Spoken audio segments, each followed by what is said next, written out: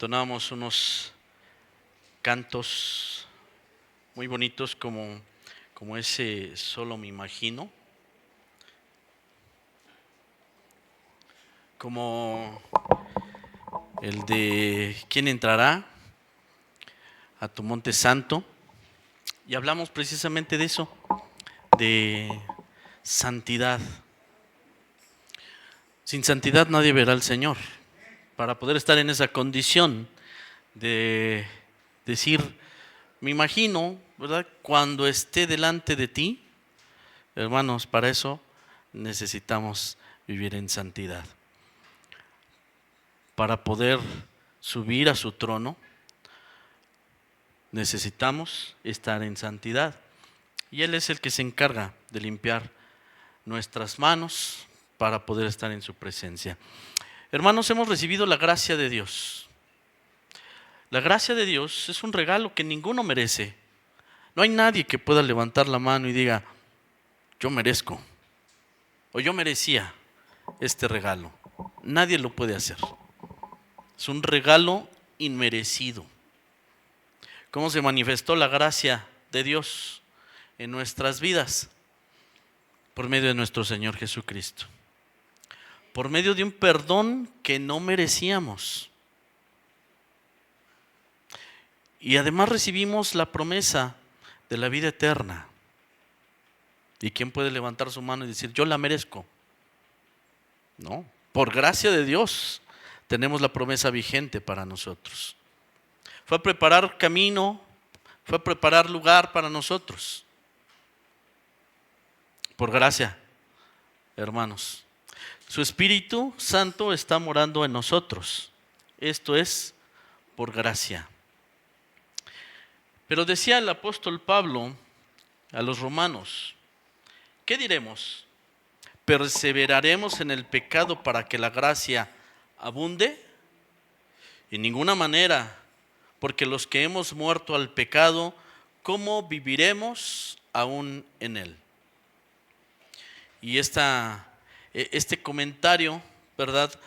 Es muy útil en este momento para hacer la consideración que vamos a hacer el día de hoy respecto a la gracia.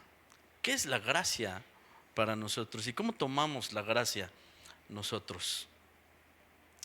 Algunos la han transformado en libertinaje. La gracia ha sido transformada en libertinaje. Hablo de manera general, hermanos. Y déjenme poner en contexto algunas cosas. ¿Alguien ha escuchado acerca de la generación de cristal? Déjenme leerles un párrafo sobre esto.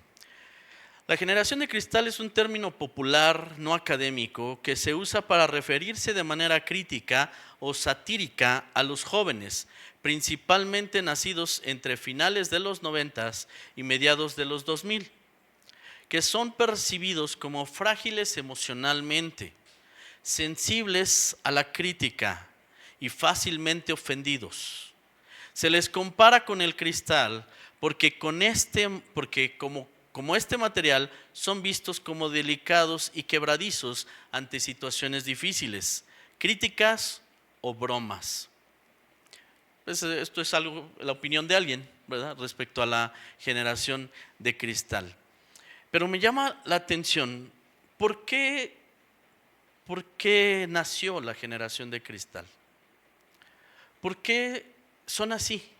¿De dónde viene esto? Hay varias razones, Hay varias razones. No las voy a comentar, pero hay una que sí me llamó la atención. Una en particular que llamó la atención. Y es que las generaciones anteriores fueron muy estrictas en cuanto a disciplina. Muy estrictas en cuanto a castigo. Y no que estuviera mal la disciplina y el castigo, porque es un tema bíblico. Pero el asunto es que en muchos casos sí se llegó al extremo, y voy a hablar de extremos, se llegó al extremo en el que prácticamente se maltrataba, no se instruía o educaba o disciplinaba, sino prácticamente se maltrataba. Esas generaciones pasadas Incluso los maestros en las escuelas, pues sí trataban con los jóvenes, con los niños, con golpes. ¿No? Bueno, así era. No estoy juzgando, hermanos, no estoy definiendo mi posición a favor o en contra, sino simplemente lo que aconteció.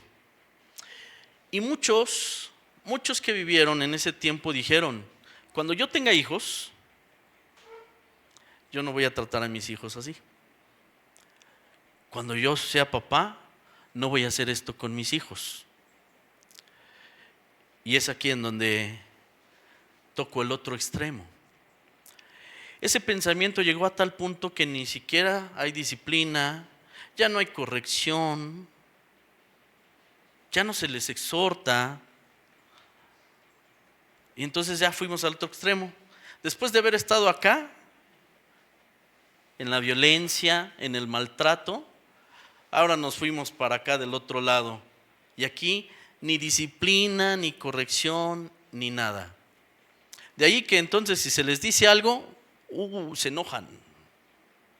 Se enojan. La próxima vez que me digas me voy de la casa. Y entonces, pues entonces se prefiere no decirles nada.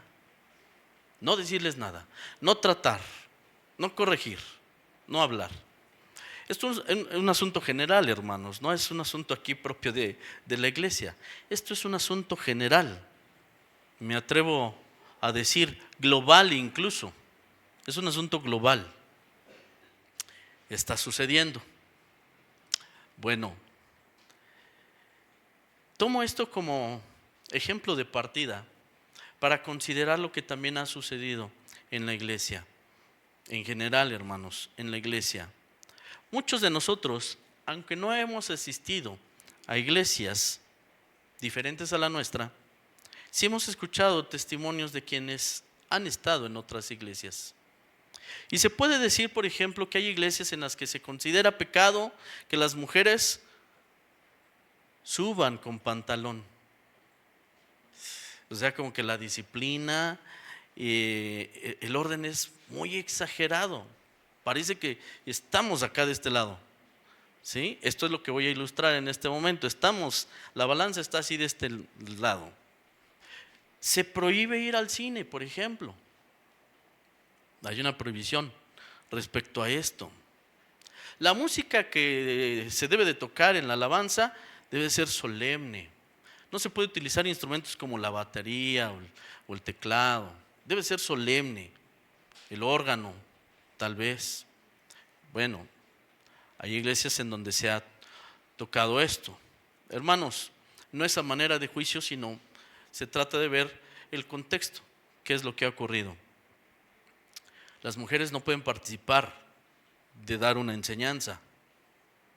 Cosas que suceden. Aislarse del mundo secular. Hay grupos, hay corrientes religiosas que han llegado a ese extremo. No usan ni tecnología, nada de esto, porque se han inclinado a un extremo legalista. El orden es así, supremo. El orden no es malo, hermanos, pero se ha llegado a un punto legalista. Por otro lado, vamos a ver la balanza inclinada hacia el otro lado. Ahí está el extremo liberal, libertino, ¿no? Liberal o libertino. No hay orden, no hay dirección, no hay disciplina. Y esas cosas, hermanos, también afectan la iglesia. Tanto estar así como estar así afecta a la iglesia. Caer en legalismo, terrible, pero caer en el libertinaje, también. Uno de los puntos, ¿verdad?, en cuanto al libertinaje es que se justifica el pecado, argumentando pues que Dios ama al pecador. Y se justifica, hermanos, se pasa por alto. Se aprueban conductas que no deben de formar parte de la iglesia. Y el asunto de la santidad se minimiza. Y no se habla de santidad. El asunto de la santidad es minimizado. Y el que hable de eso, ¿verdad?, pues mínimo a una burla se expone. O de exagerado, o de legalista. Y lo quieren empujar hacia el otro extremo. Muy bien. Vamos a ver la gracia entonces. La gracia no es licencia para pecar, hermanos. La gracia no es permiso de parte de Dios para pecar o vivir como yo quiera. Eso no es la gracia. El apóstol Pablo tuvo que comentar esto y decirle a los hermanos, ¿de qué creen que se trata? ¿De que pequemos para que entonces la gracia sobreabunde? ¿Para que entonces podamos ver el valor de la gracia? ¿Entonces pecamos? ¿Se trata de que tengamos libertad para pecar y para eso es la gracia? No, dice el apóstol Pablo, en ninguna manera. No es así. Porque los que hemos muerto al pecado, ¿cómo viviremos aún en él? La pregunta sería, ¿quién ha muerto al pecado? El que entregó su vida a Cristo fue crucificado juntamente con Cristo. ¿Quién entregó su vida a Cristo, hermanos? Muy bien, entonces estamos muertos al pecado. Fuimos crucificados juntamente con Cristo. Y muertos al pecado, entonces somos llamados a apartarnos del pecado, a dejar las cosas en las que antes vivíamos, dejar las cosas, hermanos, que considerábamos buenas o parte de nuestra vida. Y entonces ahora, conociendo a Dios, caminar con Él. Conociendo a Dios se trata de eso, de caminar con Él. Hermanos, en este mundo hay muchas oportunidades para ser tentados diariamente. Cada uno, hermanos, en diferentes aspectos de nuestra vida somos tentados. Pero hemos sido llamados de parte de Dios a resistir a esto. No podemos apoyarnos de la gracia para justificar nuestro pecado. No podemos apoyarnos de la gracia para justificar que no estamos tomando decisiones, que no estamos corrigiendo nuestra vida en la presencia de Dios. No podemos apoyarnos de la gracia para esto. La gracia no solamente nos salva, hermanos.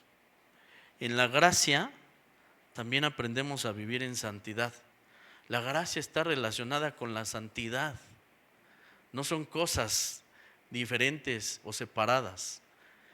La gracia en la que nos gozamos, ¿verdad? Porque el Señor ha derramado su gracia sobre nosotros. Por gracia hemos sido salvos, por gracia hemos sido perdonados. No está separado esto de la santidad. Dice, el apóstol Pablo le dice a Tito, capítulo 2, versículo 11, le dice, porque la gracia de Dios se ha manifestado para salvación a todos los hombres. Hasta ahí decimos amén, ¿verdad? La gracia de Dios ha sido manifestada para salvación a todos los hombres. Escuché varios amenes aquí. Entonces, sin duda, fue manifestada la gracia a nosotros. Pero le sigue diciendo a Tito, enseñándonos que renunciando a la impiedad y a los deseos mundanos, vivamos en este siglo sobria, justa y piadosamente. Dice aquí algo que nosotros tenemos que hacer. Si dice algo que está en nuestras manos hacer, renunciar, dejar atrás. ¿Qué cosas? La impiedad y los deseos mundanos. Estoy seguro que cada uno sabe de qué pie cojea. Estoy seguro que cada uno sabe en qué es tentado.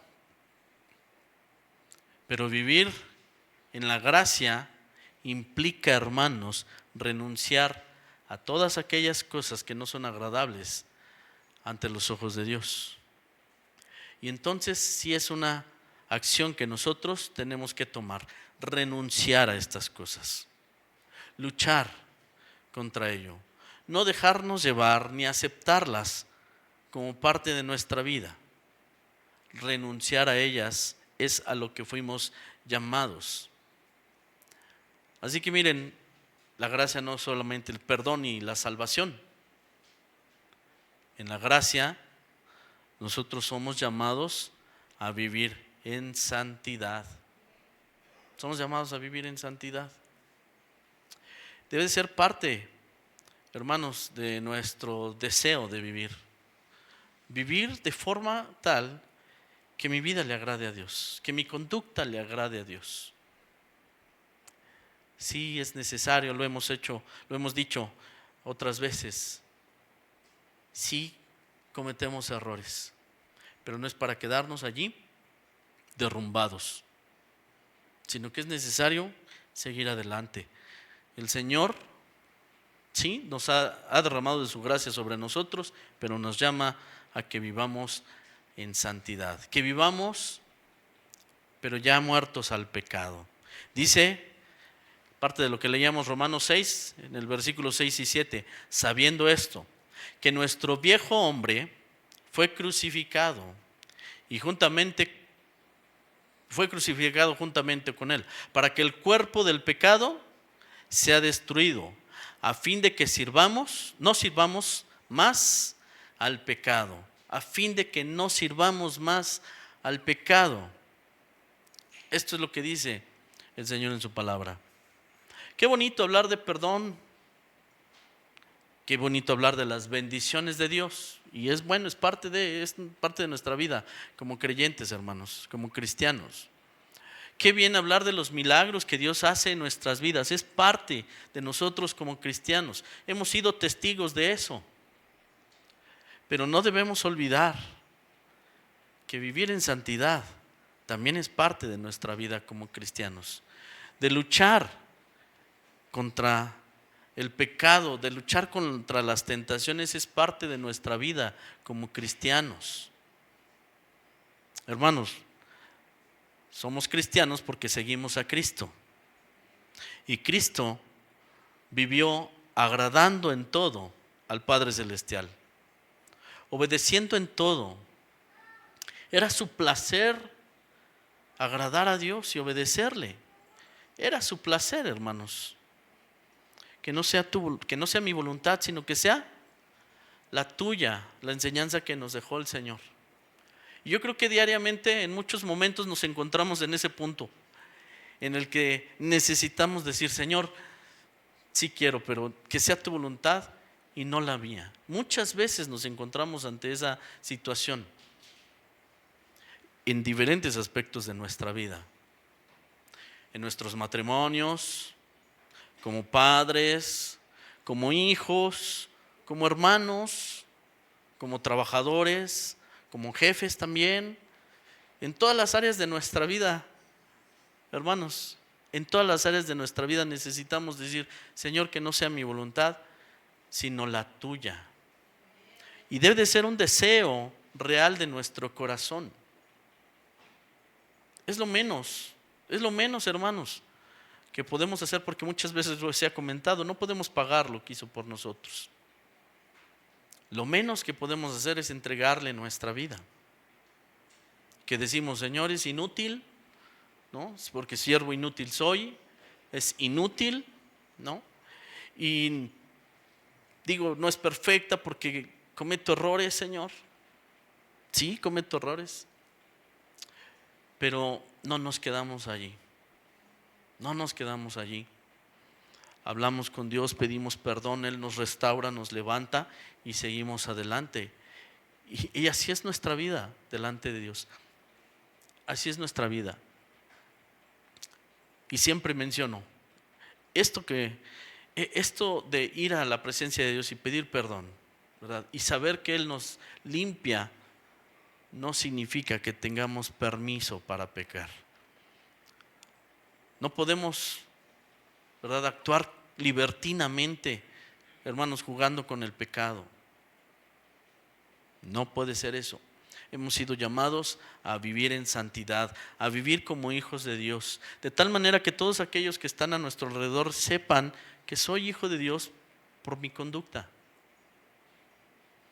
Que sepan que soy hijo de Dios porque yo no actúo como los demás, no hablo como los demás, no me comporto como los demás, que no conocen a Dios, ¿va? Que sepan y que eso pueda provocar la vida de otros. Pero por eso es importante vivir en santidad. Morir al pecado es lo que nos dice el Señor. Hemos sido crucificados juntamente con Él. Este cuerpo, esta carne, debe ser destruida para que ya no sirvamos al pecado. Servimos ahora a Dios y se trata de ya no servir más al pecado.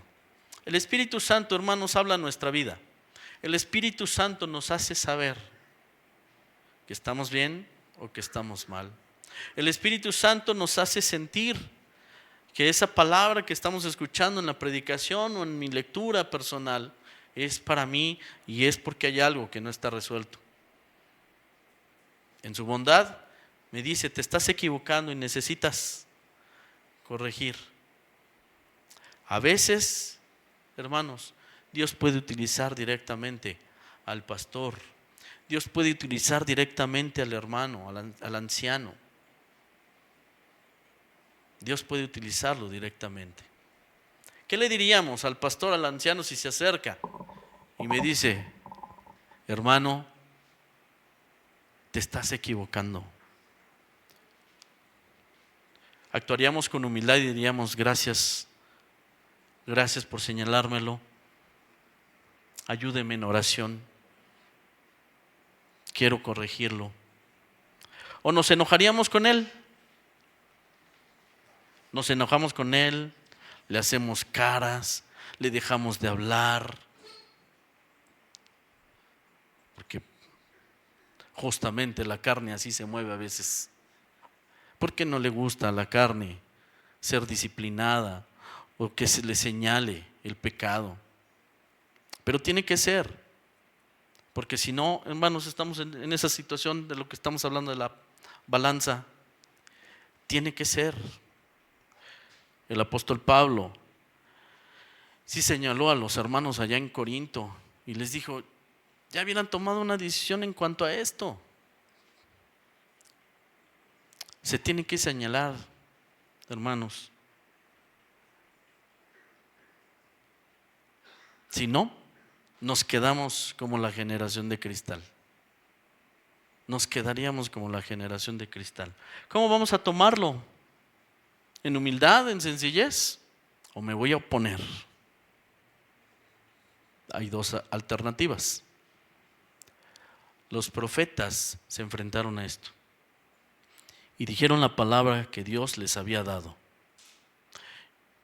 Y muchos fueron rechazados, porque a quien se señaló el pecado, a quien se señaló la falta, no lo reconoció. Y algunos respondieron con agresión. Y algunos otros hasta murieron. Bueno, los hicieron matar, ¿verdad? Pregunta, ¿qué haremos nosotros? ¿Qué haremos nosotros? Si es necesario que haya disciplina, deberíamos de tomarla, ¿verdad? Entendidos de lo que Dios nos enseña en su palabra. ¿A quién disciplina a Dios? Al que ama. ¿Corrige a quién? Al que ama. ¿Con qué propósito? ¿Destrucción? ¿Dios quiere destruir y por eso disciplina? ¿Quiere destruir y por eso corrige? ¿O es otra la intención de Dios? Dios quiere fortalecer, Dios quiere renovar, Dios quiere sin duda nuestro crecimiento. Miren lo que dice el apóstol Pablo, 2 de Corintios 5:17. De modo que si alguno está en Cristo, nueva criatura es. ¿Qué quiere hacer Dios? Quiere hacer nuevas las cosas. Si Dios trata en nuestras vidas, hermanos, de verdad, de verdad necesitamos comprender que es por amor que lo está haciendo. Y entonces dejarnos llevar. Con algunos compartía, ahora que hemos estado viendo el estudio de Hechos de los Apóstoles, y pensaba en este hombre Bar Jesús. Si recuerdan ahí el texto, este hombre era un judío, este hombre practicaba magia, hechicería, cosas que Dios se los había enseñado claramente a los judíos que no anduvieran en estas cosas. A su pueblo le habló respecto a esto. Y este hombre pues andaba de esta manera, contrario a todo lo que Dios había dicho en su palabra. Él trata de impedir que se dé la palabra de Dios y que el procónsul pues se convirtiera al Señor. Él trata de impedirlo.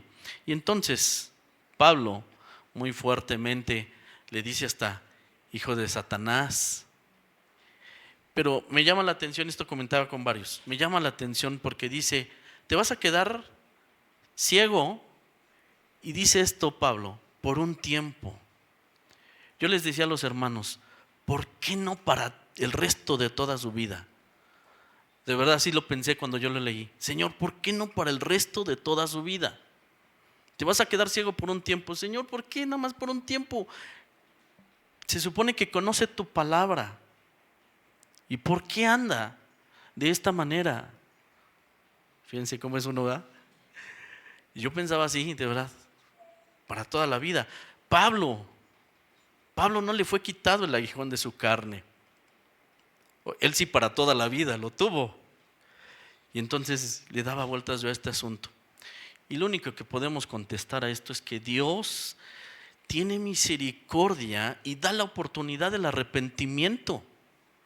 Dios quiere que se arrepienta el pecador, aunque haya sido así. Entonces, ¿sí es cierto que tú perdonas hasta el más vil pecador? Sí es cierto que Dios lo perdona. No significa que esté de acuerdo con sus faltas. No las aprueba Dios.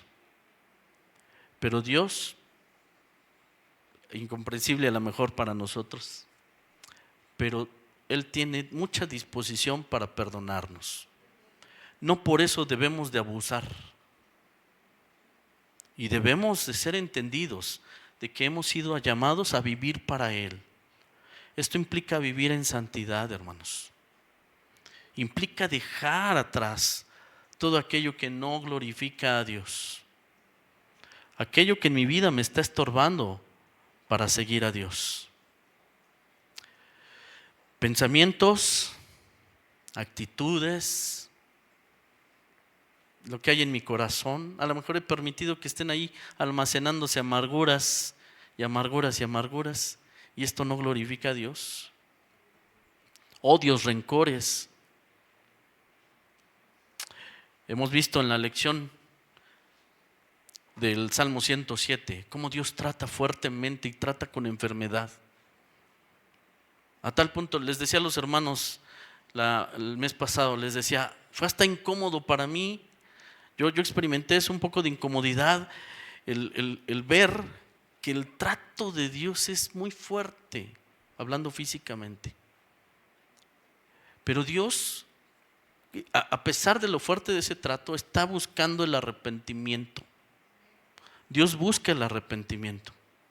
No necesitamos llegar hasta ese punto, hermanos. No necesitamos llegar si ya tenemos la palabra de Dios a nosotros aconsejándonos, exhortándonos, dirigiéndonos a vivir en santidad, agradando a Dios en nuestra vida. Hermano, podemos habernos equivocado, pero si nos arrepentimos con todo nuestro corazón, ¿qué hace Dios? Nos perdona si realmente nos arrepentimos. Porque un corazón contrito y humillado, dice la palabra, Dios no desprecia, Dios no lo desecha. Imagínense que viene llorando, dobla sus rodillas a los pies del Señor y le dice llorando, perdóname Señor, me equivoqué. Dios nunca va a decir, vete de aquí, no te quiero ver, no te quiero escuchar. Nunca va a decir eso Dios. Cuando ve nuestro corazón realmente arrepentido, Dios nos va a levantar, nos va a tomar en sus brazos y nos va a decir, no te condeno, pero ya no peques más. Es lo que va a decir el Señor. No te condeno, pero ya no quiero que peques. Quiero que vivas muerto al pecado. Quiero que vivas para mí. El Señor diciendo, dame, hijo mío, tu corazón. Es lo que quiere Dios de nuestras vidas. Es lo que quiere el Señor. Así que, sin duda, el Señor nos renueva. Nuevas criaturas somos. Las cosas viejas pasaron, he aquí todas son hechas nuevas. Tiene Dios poder para eso. La sangre de Cristo que fue derramada en la cruz para el perdón de nuestros pecados alcanza nuestro perdón y nos hace nuevas criaturas. ¿Qué les parece, hermanos? ¿Es para agradecer a Dios?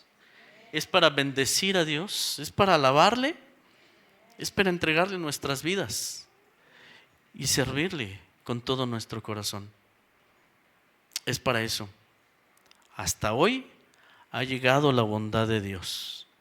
Muchos ya no estaríamos aquí el día de hoy si Dios no hubiera aplicado misericordia en nuestras vidas. Siempre les invito a esta reflexión. Desde el primer pecado cometido, ahí nos hubiera fulminado Dios en ese momento, si no hubiera aplicado misericordia. ¿Usted recuerda cuándo pecó por primera vez? 4 años, 5 años, 6 años. Bueno, si lo recuerda, desde ese momento hubiera sido fulminado. Pero estamos hasta aquí hoy, hasta el día de hoy, y estamos aquí escuchando la oportunidad de parte de Dios para arrepentirnos y rendir nuestras vidas a Él. Él quiere transformar nuestras vidas. Nos da la oportunidad una vez más. Pensando en Bar Jesús, yo diría, ¿por qué le das la oportunidad? No la merece. Pero el Señor lo hace. El Señor lo hace. Así que todos los aquí presentes, hermanos, tenemos la oportunidad. Estamos escuchando la palabra de Dios y estamos escuchando de su misericordia y estamos escuchando de su voluntad para perdonarnos y para que vivamos en santidad. Jóvenes, escuchen porque a ustedes también Dios les habla. Vivan agradando a Dios, busquen a Dios con todo su corazón. Escuchen la palabra y créanla. Entréguenle su vida al Señor. Ya no estén deambulando en su corazón, porque pueden estar aquí, pero en su corazón están divagando. Han escuchado los mensajes, han escuchado predicaciones, han escuchado estudios. Tomen una decisión en sus vidas. Busquen a Dios con todo su corazón. Sírvanle a Dios. Dejen la vida que en este momento están llevando si no le han entregado al Señor su corazón. Déjenla y ríndanse al Señor. Oramos por ustedes, oramos por los jóvenes y pedimos a Dios, Señor, revélate a sus vidas, muéstrate a sus vidas. Padres que tienen jóvenes, trabajen con sus hijos. Lo que ustedes creyeron, transmítanlo a sus hijos. ¿Ustedes creen que debe de vivir en santidad el cristiano? Díganle a sus hijos entonces también que deben de vivir en santidad. ¿O no lo creen? Bueno, si no lo creen, no se puede hacer más. Pero si lo creen, si han decidido entregar su vida al Señor y servirle a Dios, instruyan a sus hijos. No esperen a que en la iglesia se les exhorte a los muchachos. No esperen a que haya un grupo o unas reuniones de jóvenes, que no son malas, pero no esperen a eso. La responsabilidad es de ustedes como padres, de nosotros como padres. Es la responsabilidad. Y necesitamos enseñarles a vivir en santidad, necesitamos enseñarles a amar a Dios. Hagámoslo, hermanos. Si nosotros tenemos malas actitudes entre nosotros, ¿qué van a aprender ellos? ¿Qué van a aprender ellos? Así que enseñémosles el camino de Dios. Creo yo, esto es solamente algo, un pensamiento mío, hermanos, pero creo yo, no debería de ir a predicar allá afuera si aquí en mi casa no estoy predicando, si aquí en mi casa no les estoy enseñando a mis hijos. Luego entonces, creo que me puedo extender más allá. Pero mientras tanto, tengo tarea en mi casa con mis hijos. Esto es algo importante, hermanos, es la vida eterna. ¿Quién estaría dispuesto a echar un volado con la vida eterna? Nosotros la tenemos segura, porque ya lo hizo todo el Señor Jesús, es seguro. Jamás me atrevería yo a echar un volado a ver si gano o pierdo la vida eterna. Bueno, pues no echemos un volado con nuestros hijos. No echemos un volado a nuestros hijos. Hace años, y me preocupó mucho. Sí me preocupó de verdad. Y es una reflexión que nos llevaba a tener el pastor Miguel. Decía que no hay segundas o terceras generaciones de cristianos. O sea, yo puedo ser un buen cristiano, pero mis hijos ya quién sabe. O tal vez mis hijos más o menos, pero mis nietos seguro ya no. Eso me preocupó. Eso me preocupó. Y yo creo que muchos lo hemos escuchado, hermanos. Muchos lo hemos escuchado. Bueno, ¿qué me queda por hacer si esto es así? ¿Me rindo?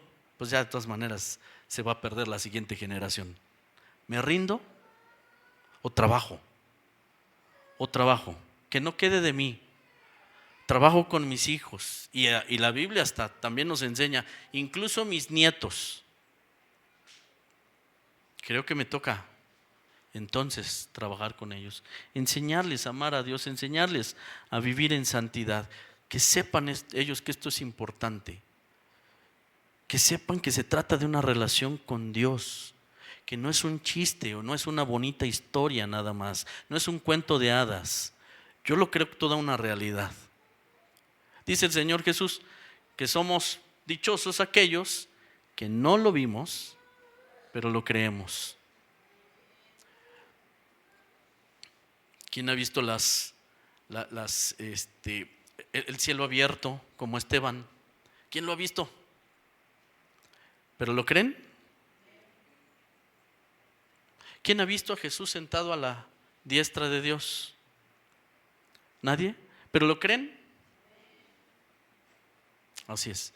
¿Quién ha visto su alma al espejo y diga, ay, sí se ve bien, bien limpia, blanca, reluciente? ¿Quién la ha visto? Pero lo creemos porque el Señor Jesús limpió nuestros pecados, lavó nuestros pecados con su sangre. Creemos eso. Es importante, hermanos. Esto es importante. Entonces, ¿quién cree que vamos allá a la vida eterna? ¿Sí lo creen? ¿Poquitos? Esperamos que más. Es una realidad. A la vuelta de 10 años, algunos van a decir, híjole, el tiempo se pasa rapidísimo. A la vuelta de 10 años, a partir de hoy, algunos van a decir, el tiempo se va rapidísimo. Algunos piensan que tienen todavía mucho tiempo por delante, pero la vida del hombre es como un suspiro, dice la palabra. Es como la flor del campo, hoy está, ahorita está y al rato, en la tarde no está. Así es. Por lo tanto, hermanos, lo que hemos creído, afirmémonos en eso. Trabajemos lo que nos toca trabajar. Padres, trabajen con sus hijos. Iglesia, terminamos con esto. Iglesia, en general como iglesia, formamos parte de una iglesia. Formamos parte de un cuerpo. Y Dios nos puso en este cuerpo. Y necesitamos vivir y desarrollarnos en medio de este cuerpo. Estas no son palabras mías, son palabras que escuché en un momento de crisis de mi vida. Y estaba aquí una hermana predicando y dijo eso. Y entendí esta parte. Estamos en un cuerpo en el que Dios nos puso. Aquí es donde tenemos que aprender a crecer, a desarrollarnos, a resolver todos nuestros asuntos. Pero como Dios nos enseña a través de su palabra, vivamos en santidad. El Señor viene por una iglesia limpia, sin mancha. ¿Sí? Somos parte de una iglesia limpia y sin mancha. Que el Espíritu de Dios ponga en nosotros, hermanos, lo que tenemos que hacer. Que haya una carga en nuestro corazón por hacer lo que cada uno debe de hacer. En lo personal, en casa, como iglesia. Amén. Vamos a orar, cierren sus ojos. Padre Santo, en el nombre de Jesús, nuestro amado Salvador, agradecemos en esta tarde la bendición de considerar tu palabra, la bendición de seguir siendo exhortados a través de ella. Señor, son cosas que conocemos, pero hoy nos ayudas a tenerlas presente, a tenerlas frescas en nuestra mente y en nuestro corazón. Ayúdanos con tu Espíritu Santo a no olvidarlas. Ayúdanos, Señor, a poder reconocer nuestra condición real, a estar en tu presencia en honestidad y reconocer que nos hemos equivocado. Reconocer que hay muchas áreas de nuestra vida en donde tenemos que corregir. Reconocer que no hemos rendido aún todo nuestro ser delante de ti. Reconocer que hay aspectos de nuestra vida en los que aún nos empeñamos en seguir viviéndolos a nuestra manera. Señor, que esta reflexión, que esta corrección, que esta palabra, esta meditación llegue al corazón de todos, incluyendo los jóvenes y los niños, porque están en edad sin duda ya de tomar decisiones. Han escuchado tu voz, han escuchado tu palabra. Te rogamos por ellos. A nosotros, padres, síguenos enseñando, Dios, para dirigir nuestro camino, el camino de nuestros hijos, para dirigir nuestros hogares en santidad, en tu presencia. Señor, que haya familias entendidas de tu amor, familias entendidas de tu voluntad, familias que viven para ti y que crezcan aún más. Señor, sigue haciendo tu obra en medio de esta iglesia, en medio de cada uno de tus hijos aquí presentes, como hermanos. Dirígenos, Señor, como pastores, como ancianos, para guiar a tu iglesia, para hacer lo que es correcto delante de tus ojos, para que tú mires y te agrade, Señor. Danos sabiduría a todos los adultos, todos los ancianos en este lugar, para que sean un ejemplo para todos los demás. Sí, Señor, y que nuestro caminar sea agradable, recto, delante de tus ojos. Gracias una vez más por hablar a nuestras vidas, por poner este descanso en nuestro corazón al saber que sigues mirándonos como hijos, al saber que aún tienes misericordia de nosotros y nos das la oportunidad de arrepentimiento, de rendición a tus pies. Gracias por tu palabra. Gracias por tu amor, por tu misericordia y por tu gracia. En el nombre de Cristo Jesús, nuestro Salvador. Amén. Amén. Dios les bendiga, hermanos. Dejo este lugar a nuestro hermano Ignacio, que nos está llevando en la dirección del culto.